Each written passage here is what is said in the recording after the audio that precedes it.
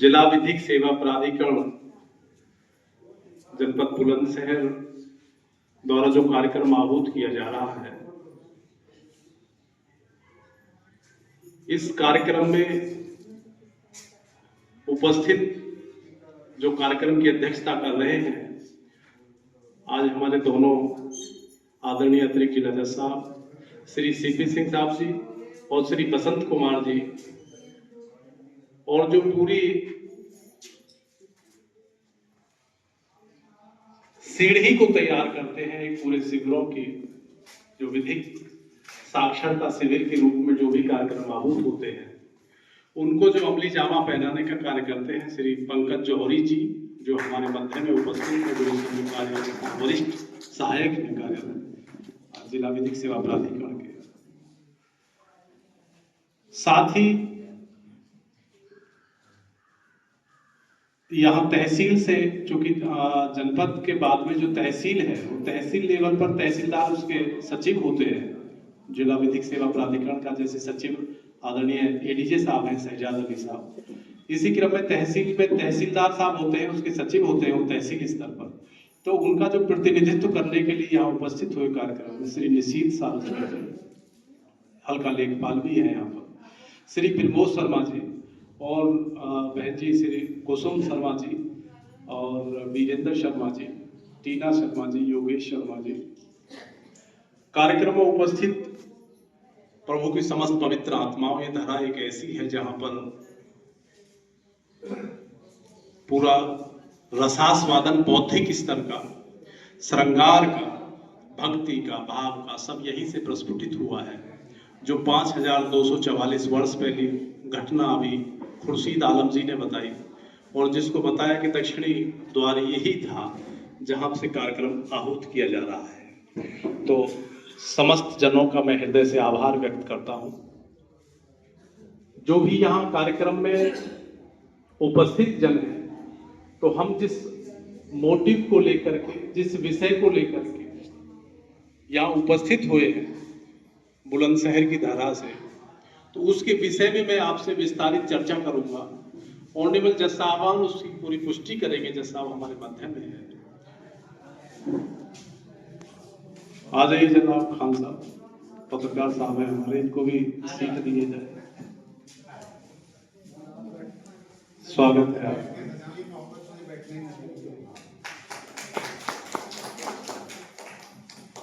तो इसी क्रम में आज ये हमारा सौभाग्य है यहाँ आहार निवासियों का, बिल्कुल अंतिम छोर है जनपद का। तो ये हमारा सौभाग्य है और परम सौभाग्य है कि यहाँ इस धरा पर, यहाँ जनपद से चल के दो न्यायिक अधिकारी आपके मध्य में हैं, तो ये हमारा सौभाग्य है। जिन जजों की सूरत को देखने के लिए बड़े बड़े न्यायालयों में रखी हुई जो डाइस बोलते हैं, डाइस जो बोलते हैं, उसको देखना संभव नहीं हो पाता, आज वो आपके बिल्कुल ऐसे सामने बैठे हुए हैं। तो ये भी कोई दूसरे ग्रह के नहीं है, इसी ग्रह के हैं, लेकिन इनका पूर्व जन्म का संयोग कर्मानुसार और इनका जो कर्म है अपना, वो कर्म इतना मेहनत पूर्ण किया होगा, तो निश्चित रूप से जो इस स्थान तक पहुंचने का आपने पूरा कार्य किया, तो यहाँ तक पहुंचे हैं, सौभाग्य है आपका। अब विषय पे आते हैं। आज विषय है जिला विधिक सेवा प्राधिकरण के तत्वाधान में कार्यक्रम जागरूकता शिविर, जागरूकता कैंप है हमारा, तो लीगल अवेयरनेस कहते हैं इसको। तो इसी की जानकारी देने के लिए हम लोग पूरे जनपद में पूरा प्रयासरत हैं, कोशिश करते हैं कि उन स्थानों तक भी हम लोग जाएं जहां पर पहुंच पाना लोगों का संभव नहीं हो पाता। कोई पॉलिटिकल कार्यक्रम नहीं है किसी भी प्रकार का, केवल और केवल ये जनता को जागरूक करने के लिए और जनता को जागरूकता उस स्थिति तक करने के लिए कि जहां जनता को ज्ञानाभाव के कारण उसको न्याय को पाने से वो वंचित रह जाती है जनता, उसी के लिए हम केवल जगह जगह जाकर के कार्यक्रम आहूत कर रहे हैं। ऑनरेबल जज साहब वगैरह सब लोग वहां जाते हैं, पूरी व्यवस्था वहां होती है। तो कार्यक्रम है जागरूकता कार्यक्रम। आज उसी विषय पे हम लोग चर्चा करेंगे। सर्वप्रथम हम लोग देखते हैं कि किसी भी स्तर पर यदि हमको ज्ञानाभाव है किसी भी सब्जेक्ट का, किसी भी विषय का, तो वो ज्ञानाभाव हमको उस विषय के विखंडन और उसके समाहित होने तक कि हम लोग उसमें समाहित हो जाएं, उसको वहां तक पहुंच जाएं, तो वो निश्चित रूप से हमारे मार्ग में बाधक उत्पन्न होता है।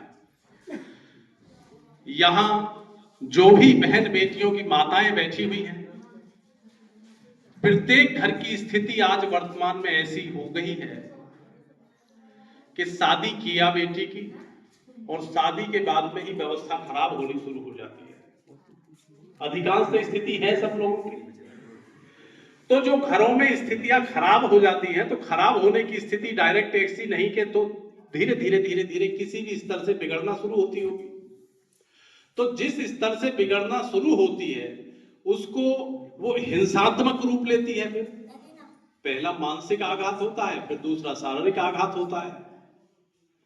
मानसिक रूप से टॉर्चर किया जाता है। मानसिक रूप से बेटी को कैसे टॉर्चर किया जाएगा कि तू अपने घर से कुछ लेके नहीं आई, तू लाई क्या है, तेरे बाप की औकात क्या है, हमें दिया ही क्या है। तो ये मानसिक आघात है। और जब इसका वो उत्तर देती है तो फिर धीरे धीरे प्रक्रिया शारीरिक आघात पे हिंसात्मक हो जाती है व्यक्ति की। उसे कहते हैं घरेलू हिंसा। क्या कहते हैं? Domestic violence. तो जो घरेलू हिंसा कारित जो भी ऐसी पीड़िता है, किसी की बहन के रूप में, बेटी के रूप में, या किसी भी संबंध में, तो यदि किसी को लगता है कि उसके साथ हिंसात्मक कार्रवाई हो रही है, हिंसा हो रही है, ज्यादती हो रही है, तो उसको पूर्ण रूप से अधिकार है संवैधानिक रूप से कि उसके विरुद्ध आवाज उठाए और अपने जो ऊपर जो कृत्य ऐसा हो रहा है अपमानजनक, उससे निजात पाने के लिए कहीं ना कहीं कोई पहल करे। अब स्थिति ऐसी है कुछ घरों की कि घर से बाहर नहीं जा सकती हो, तो उससे घर से बाहर ना जाने के बाद में और घर में ही बैठे हुए उसको कैसे उससे निजात मिले उस समस्या से। तो उसके लिए पूरे उत्तर प्रदेश में राज्य विधिक सेवा प्राधिकरण के तत्वाधान में और निर्देशन में राष्ट्रीय विधिक सेवा प्राधिकरण के निर्देशन में, तो प्रत्येक राज्य के लिए एक अलग अलग नंबर दिए हुए हैं। तो हमारे उत्तर प्रदेश में एक नंबर है इस तरह का, कोई भी किसी के साथ कोई समस्या पीड़ित होती है, 1500 15100 15100। इस नंबर को आप लोग सब लोग सेट कर लें।